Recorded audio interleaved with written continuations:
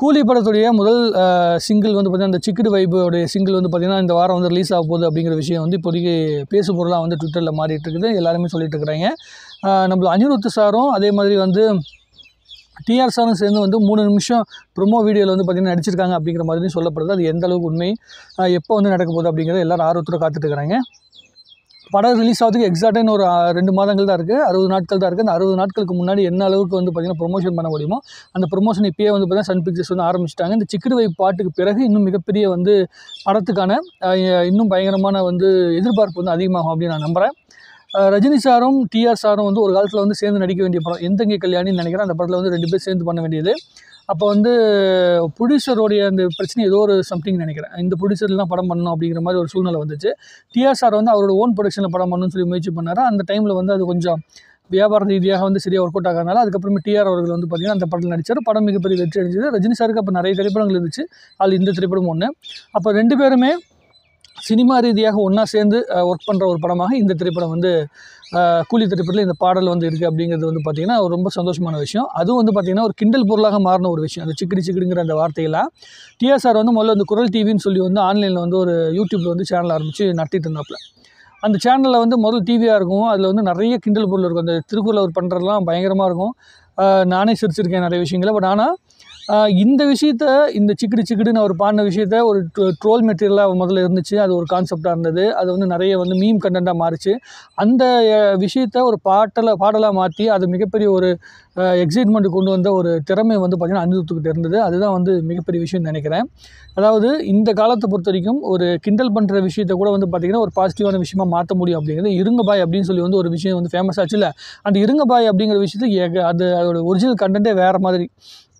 அந்த வேறு மாதிரி அந்த கண்டென்ட்டை வந்து ஒரு பாசிட்டிவ் இம்பேக்டாக ஒரு மியூசிக்கில் வந்து ஒரு டூலாக வந்து பயன்படுத்தி இப்போ கொண்டு போகிறாங்க. ஆன்லைனுக்குள்ளே வந்து ஆடியன்ஸ் என்ன மனநிலை இருக்காங்களோ அந்த மனநிலைக்குள்ளே கொண்டு வரது அப்படிங்கிறது இப்போ நடந்துகிட்ருக்குது. அனிருத் வந்து அதை பயங்கரமாக பண்ணுறாப்புல, கன்வர்ஷன் பண்ணுறது. எப்படி வந்து ரீல்ஸில் வந்து ஒரு விஷயம் ஓடுதுன்னா அதை எடுத்து கண்டென்ட் பண்ணி அதே ரீலாக மறுபடியும் மாற்றுற அந்த திறமை வந்து அனிருத்துக்கிட்ட இருக்குது. ஆனால் இது ஒரு அனிருத் எரா தான். அவர் எங்கேருந்து வந்து கண்டென்ட் எடுத்தார், காப்பி பண்ணார், அப்படி இப்படி நிறைய பேர் வந்து டிஸ்கஷனுக்குள்ளே வந்தால் கூட ஒரு பாடல் வருதுன்னா வந்த உடனே இன்ஸ்டண்ட்டாக ஹிட் ஆகிற அந்த மனநிலை வந்து பார்த்திங்கன்னா அனிருத்தோட பாட்டுக்கு தான் இப்போதைக்கு இருக்குது. பல டேரக்டர் வந்து அந்த பல்ஸை பிடிக்க முடியாமல் தான் நிறைய பேர் வந்து பார்த்திங்கன்னா திணறிட்டு இருக்காங்க. ஏஆர் ரஹ்மான் சார்லேருந்து எல்லாருமே இந்த திடீர் கல்ச்சர் இருக்குல்ல, அந்த கல்ச்சருக்குள்ளே வந்து மாட்டிக்கிட்டு ரொம்ப தவிக்கிறாங்க. முதல்லாம் வந்து இளையராஜா சாரோட காலம், ஏஆர் ரஹ்மான் சாரோட அந்த 90s டைம்லாம் எப்படின்னா ஒரு பாடல் வருதுன்னா பாட்டு வந்தால் பிடிக்கும், பாட்டு வந்தால். ஆனால் அந்த பாட்டை வந்து முதல்ல வந்து அப்சர்வ் பண்ணிக்கிட்டு அந்த பாட்டை வந்து முழுசாக வந்து எப்படி சொல்கிறதுன்னா ரசிக்கிறதுக்குன்னு நிறைய டைம் எடுத்து ரசிப்பாங்க. இப்போ அப்படிலாம் கிடையாது. வந்தால் போட்டு வந்து 15 செகண்டுக்குள்ளே ஹிட் ஆகிடணும். அந்த மாதிரி ஒரு மனநிலையில் தான் பாட்டை வந்து பார்த்திங்கன்னா இப்போ உருவாக்கவே ஆரம்பிக்கிறாங்க. ரீல்ஸுக்குன்னு ஒரு லைனை வந்து உருவாக்குறாங்க. அந்த மாதிரி சூழ்நிலைகள்லாம் இப்போ உருவாகிட்டு இருக்குது.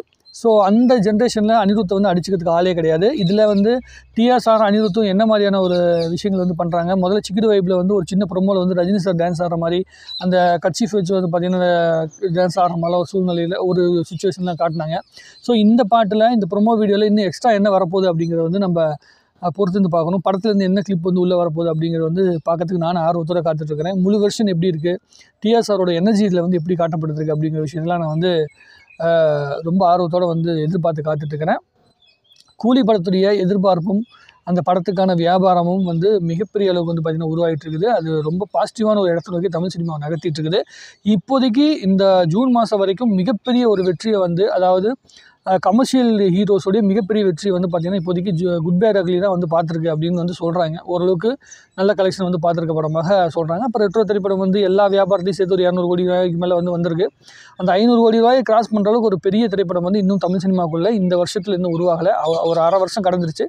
ஸோ ஃபஸ்ட்டு திரைப்படமாக கூலி திரைப்படம் இருக்கும் அப்படின்னு சொல்லி வந்து நம்புகிறாங்க.